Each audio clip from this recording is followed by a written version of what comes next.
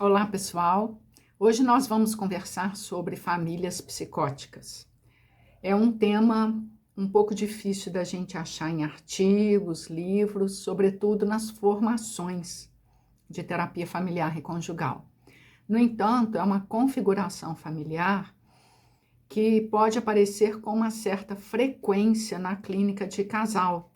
As famílias psicóticas, elas não são famílias segregadas do convívio social, pelo contrário, são famílias que têm uma convivência no cotidiano, os adultos pagam suas contas, são adultos funcionais, né? E, no entanto, tem algumas características, esse determinado grupo, que vai fazer ele se movimentar dentro dessa categoria que a gente conhece, estuda e precisa trabalhar pelo viés dessa configuração do grupo psicótico.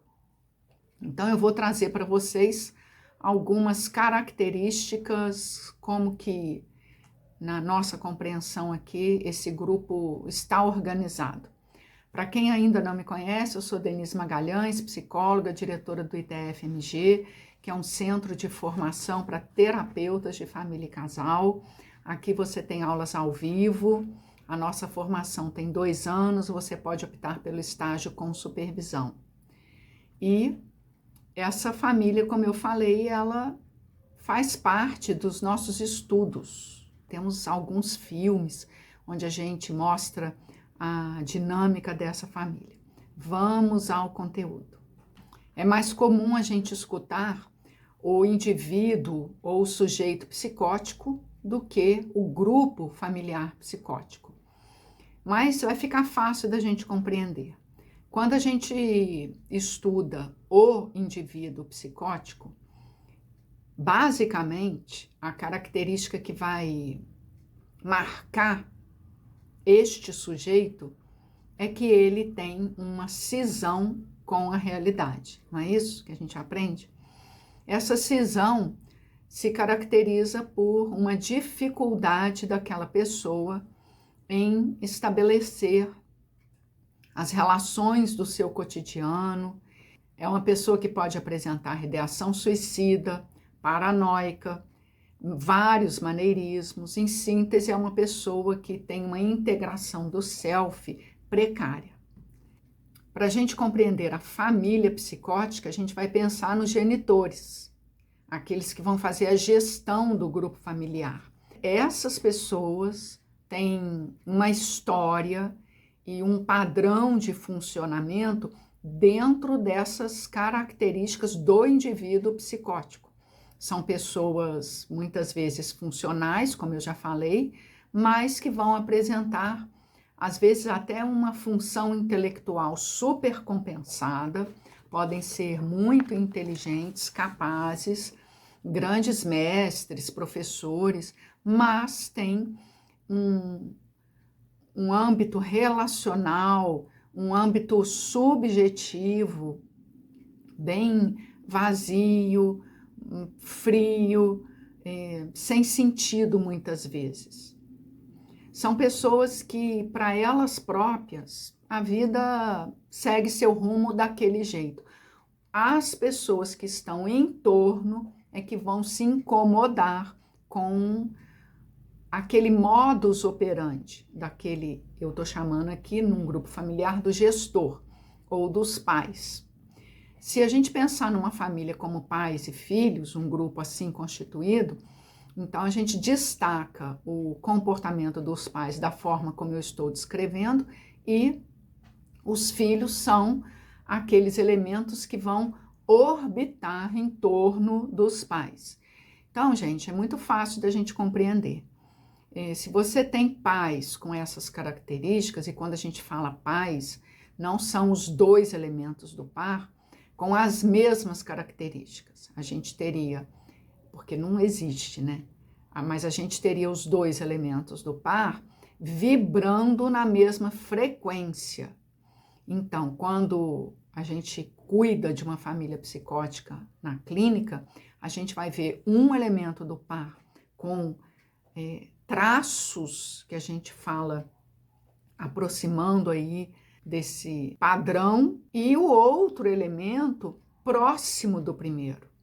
Talvez um pouco melhor elaborado, mas próximo do primeiro. Isso eu falo em vários vídeos.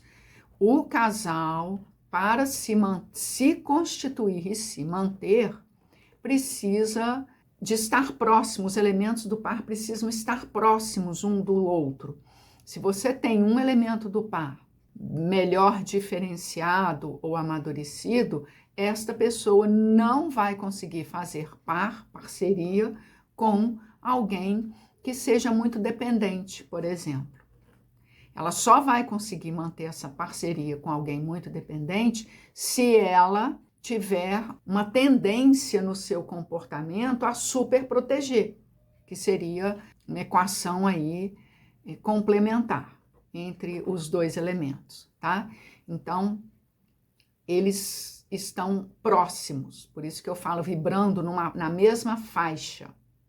E você vai pensar, então, os filhos que vêm, né, a posteriori, é a segunda geração, eles serão criados e aprenderão a forma de funcionar dos pais. Portanto, existe grande chance desses filhos serem pouco diferenciados daqueles pais. Os filhos podem até fazer tentativas de sair daquela homeostase do grupo familiar ou podem vir a denunciar o comportamento de um dos pais, mas eles estarão agarrados na rede por dificuldade do processo de diferenciação. É frequente a gente encontrar o sintoma em um dos filhos, nessa família psicótica. Então, um dos filhos pode apresentar uma determinada característica que, inclusive, vai se diferenciar desse modus operandi predominante da família, o que vai incomodar os pais, isso também pode acontecer, ou apresentar um outro sintoma, que vai levar a família a não se reconhecer de uma forma mais unificada, porque é uma das características do grupo psicótico, é uma família com tendência ao isomorfismo, as pessoas têm que aproximarem ali da forma dos gestores. Por isso que eu falo, qualquer processo de diferenciação não é bem-vindo. É uma família com tendência a ser endógena, é uma família que vai apresentar receio do trabalho do luto fundamental, que é outro conteúdo que a gente estuda na nossa formação. O que é o trabalho do luto fundamental? É o próprio trabalho de diferenciação, que enquanto pais a gente precisa equacionar a vida inteira, né? A vida inteira. Então a gente vem das nossas famílias de origem fazendo melhor ou pior esse processo de diferenciação, porque as nossas famílias de origem permitem mais ou menos esse processo, e a gente vai gerenciando esse processo com as gerações vindouras, que é o trabalho de experienciar o luto fundamental. Se a gente pensar isso que eu estou falando em aspectos mais teóricos, alguns autores vão falar que esses gestores, esses pais, eles tiveram o tempo do pré-édipo ou da relação dual, que é a relação com o cuidador essencial ou com a mãe, pouco desenvolvida. Então a gente entende na linha do desenvolvimento, o indivíduo nasce sem saber de si, ele começa a saber de si, a criar seu mundo subjetivo a partir da relação com a mãe. Essa relação, ela vai amadurecendo, o indivíduo chega a um ponto que ele se percebe como um ser diferente daquele cuidador, aí a gente já está em torno de 1 ano, aproximadamente 1 ano e meio, e, portanto, a mãe precisa fazer o trabalho do luto fundamental para permitir a diferenciação daquela criança, Então, a gente está falando da relação dual. Depois disso, aí sim, enquanto sujeitos, a gente entra na relação triangular, que ela vem aí a partir de 2 anos até a adolescência. A gente, embora tenha fases mais típicas, né, da relação triangular, mas o indivíduo só identifica 3 a partir do momento que ele tem a resolução do 2, do tempo do 2, né? Se ele tem essa resolução dual precária, ele até alcança, cronologicamente falando, os dilemas da relação A3 ou triangular, mas ele alcança esses dilemas de uma forma oca, né? Uma forma mais vazia, uma forma pouco criativa, pouco presente. Ele não consegue se apropriar das questões que a vida lhe apresenta. Consegue responder, como eu falei, ser um indivíduo funcional, uma pessoa funcional, pagar as contas, honrar com seu CPF, mas no aspecto relacional, ele até tem família, tem filhos, mas são as pessoas em torno, voltando um pouquinho atrás, eu falei no vídeo, são muitas vezes os filhos que vão denunciar sintomas dos pais. Que sintoma é esse?